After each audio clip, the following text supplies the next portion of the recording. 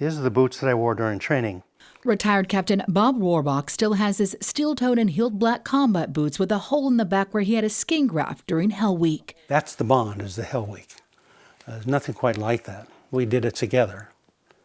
We're a team, and we'll be teammates forever. SEALs were called frogmen during World War II, but by Vietnam, the military formed the first U.S. Navy SEAL Team 1 and 2. When I was 12, I decided that I wanted to be a frogman. Rohrbach was 25 when he enlisted and served in the Underwater Demolition Team, or UDT-11, in Vietnam in 1970. Much of it was involved blowing turnarounds for the riverine force in the rivers of Vietnam. More than 50 years later, Vietnam-era U.S. Naval Special Warfare operators will be reunited for Honor Flight San Diego's historic flight to Washington, D.C. It is a tall order, but it is an honorable order. The first in the Honor Flight network, where 90 combat veterans will be on board. 2 are from the Korea War and 88 served during Vietnam.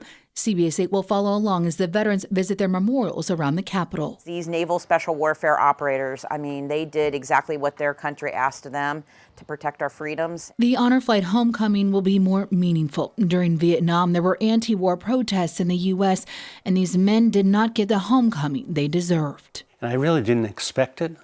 The closest I came to that was on the Apollo recoveries. Rohrbach doesn't talk much about being one of the men with green faces in the clandestine missions carried out in Vietnam, but he lights up when he talks about recovering Apollo 11, the one that put the first man on the moon, and Apollo 14. After I had to sink this to, we were afraid of moon gems at the time. As Rohrbach shares the memories from his service, you can't help but notice that he's not the only SEAL on his wall.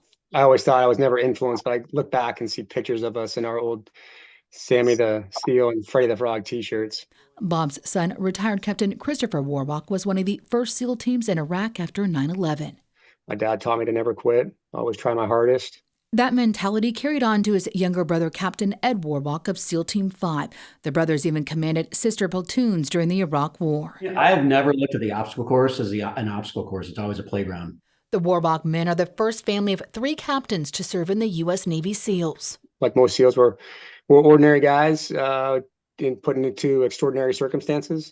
They'll join their father and the Naval Special Warfare veterans for the honor flight. We built the generation of Naval Special Warfare today on the shoulders of my father's generation. And we're constantly, standing on the shoulders of these courageous and amazing humans that came before us. There may be generational gaps among the veterans and the active duty U.S. Naval Special Warfare operators, but the bond between a U.S. Navy SEAL is never broken. And the best part is, someone always has your back. Follow along with us for the Vietnam Naval Special Warfare Honor Flight. We take off on Friday, April 26th, and join us when we return on Sunday afternoon in Terminal 2 for an unforgettable and emotional homecoming these heroes deserve.